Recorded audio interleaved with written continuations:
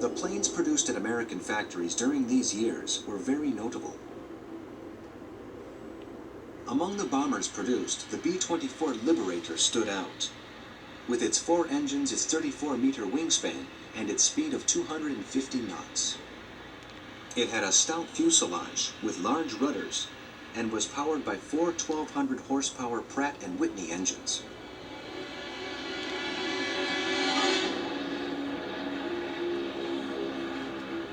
Its defensive armament was comprised of 5 machine guns, and it could transport up to 3,500 kilos of bombs. The first versions were equipped with an autopilot, and then radar was added. Subsequent models were gradually improved in their armament, their range, and their carrying capacity.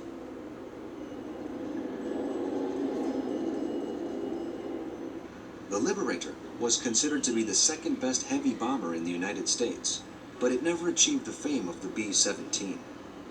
It participated on all fronts of the Second World War, and in special missions such as those which took place against the Romanian oil wells.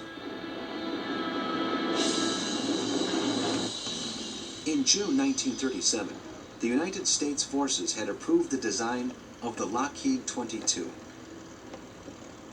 The manufacturing of the XP-38 prototype was quickly started, and it carried out its first flight in 1939.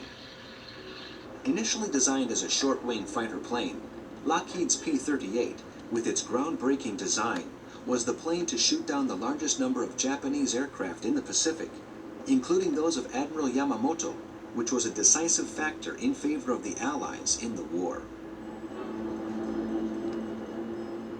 This happened on the 18th of April 1943, when 2 Mitsubishi bombers took off from Rabaul in the South Pacific, heading to the Solomon Islands, and were intercepted by a P-38 formation which had taken off from Guadalcanal.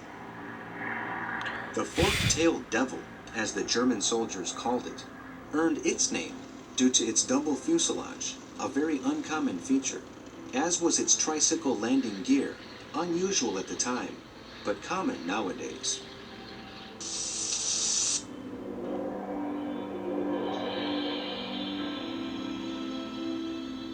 With a wingspan of 16 meters, it was powered by 2 Allison engines with turbochargers of 1,500 horsepower each, which gave the plane a maximum speed of 350 knots, a service ceiling of 32,000 feet, and a range of only 800 kilometers, when it had no supplementary fuel tanks.